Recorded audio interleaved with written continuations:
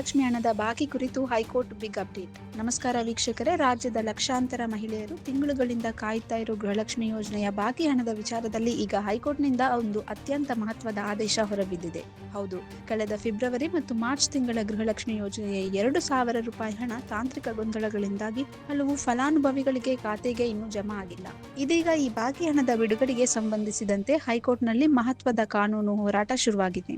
Court ರಾಜ್ಯ ಸರ್ಕಾರಕ್ಕೆ ಯಾವ ತುರ್ತು ನೋಟಿಸು ಜಾರಿ ಮಾಡಿ ನಿಮ್ಮ ಖಾತೆಗೆ ಬಾಕಿ ಇರೋ 4,000 ರೂಪಾಯಿಗಳು ಯಾವಾಗ ಬರಬಹುದು, ಕಂಪ್ಲೀಟ್ ಡೀಟೇಲ್ಸ್ ಅನ್ನ ಈ ವಿಡಿಯೋದಲ್ಲಿ ಹೇಳುತ್ತೀವಿ. ಮಿಸ್ ಮಾಡದೆ ಕೊನೆಯವರೆಗೂ ನೋಡಿ. ವೀಕ್ಷಕರೇ, ನಿಮ್ಗೆಲ್ಲ ಗೊತ್ತಿರೋ ಹಾಗೆ ರಾಜ್ಯ ಸರ್ಕಾರದ ಗೃಹಲಕ್ಷ್ಮಿ ಯೋಜನೆಯಡಿ ಪ್ರತಿ ತಿಂಗಳು ಯಜಮಾನಿ ಮಹಿಳೆಯರಿಗೆ 2,000 ರೂಪಾಯಿ ನೀಡಲಾಗ್ತಿದೆ. ಆದ್ರೆ ಕಳೆದ ಫೆಬ್ರವರಿ ಮತ್ತು ಮಾರ್ಚ್ ತಿಂಗಳ ಕಂತುಗಳು ತಾಂತ್ರಿಕ ಗೊಂದಲಗಳ ಕಾರಣದಿಂದಾಗಿ ಲಕ್ಷಾಂತರ ಮಹಿಳೆಯರ ಬ್ಯಾಂಕ್ ಖಾತೆಗೆ ತಲುಪಿರಲಿಲ್ಲ. ಇದರಿಂದ ಬೇಸತ್ತು ಸಾರ್ವಜನಿಕರು ಮತ್ತು ಸಾಮಾಜಿಕ ಕಾರ್ಯಕರ್ತರು ಕೂಡಲೇ ಬಾಕಿ ಇರುವ 2 ತಿಂಗಳು ಹಣವನ್ನು ಬಿಡುಗಡೆ ಮಾಡಲು ಸರ್ಕಾರಕ್ಕೆ ನಿರ್ದೇಶನ ನೀಡಬೇಕು ಅಂತ ಕೋರಿ ಹೈಕೋರ್ಟ್ನಲ್ಲಿ ಸಾರ್ವಜನಿಕ ಹಿತಾಸಕ್ತಿ ಅರ್ಜಿಯನ್ನು ಸಲ್ಲಿಸಿದ್ದಾರೆ.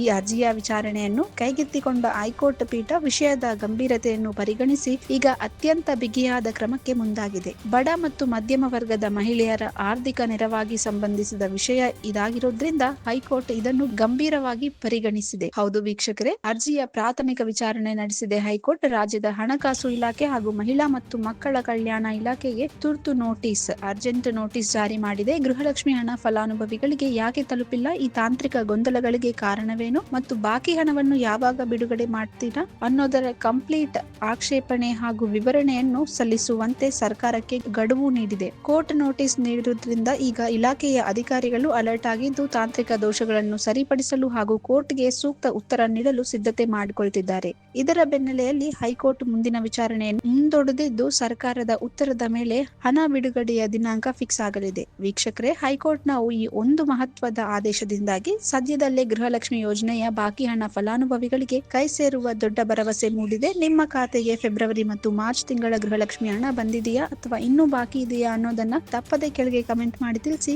ಈ ಪ್ರಮುಖ ಮಾಹಿತಿ ನಿಮಗೆ ಉಪಯುಕ್ತ ಅನಿಸಿದ್ರೆ ವಿಡಿಯೋಗೆ ಒಂದು ಲೈಕ್ ಮಾಡಿ ಮತ್ತು ನಿಮ್ಮ ಪರಿಚಯದ ಮಹಿಳೆಯರಿಗೆ ತಪ್ಪದೆ ಶೇರ್ ಮಾಡಿ. ಗೃಹಲಕ್ಷ್ಮಿ ಯೋಜನೆಯ ಹಾಗೂ ಕೋರ್ಟ್ನ ಮುಂದಿನ ಆದೇಶದ ಲೇಟೆಸ್ಟ್ ಅಪ್ಡೇಟ್ಸ್ ಗಳಿಗಾಗಿ ನಮ್ಮ ಚಾನೆಲ್ ಅನ್ನು ಈಗಲೇ ಸಬ್ಸ್ಕ್ರೈಬ್ ಮಾಡಿಕೊಳ್ಳಿ. ಧನ್ಯವಾದಗಳು.